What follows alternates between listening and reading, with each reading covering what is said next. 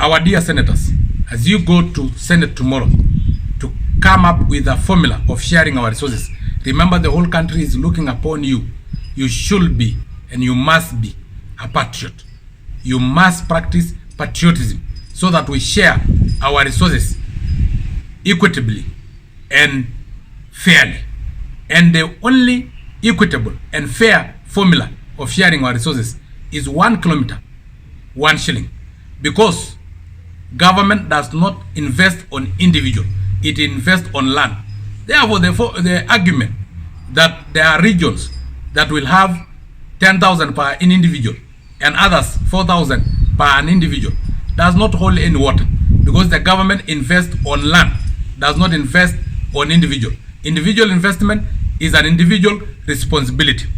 Remember, Nairobi is highly populated, not because Nairobi is a highland that produces food, not because Nairobi is endowed with underground resources, but because Nairobi have good hospitals, good roads, big companies, industries, and government offices, including parliament.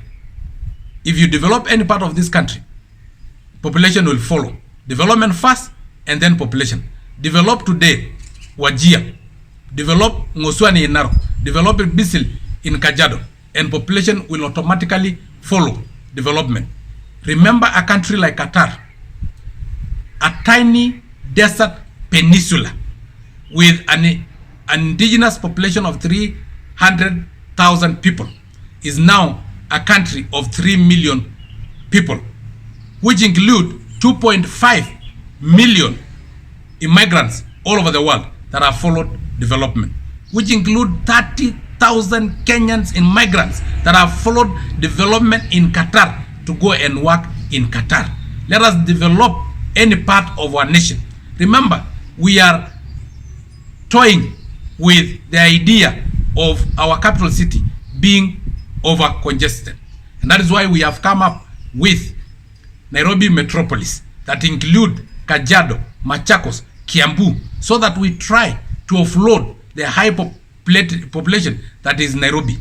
We can do the same by developing the 4 corners of our nation, and the high population that is in central Kenya, the high population that is in part of Rift Valley, the high population that is part of western Kenya can be offloaded to northern Kenya and South Rift, so that because of development, develop any part of our country and automatically population will follow development, and we'll be able to offload the areas that are already strained in terms of social amenities and in terms of infrastructure.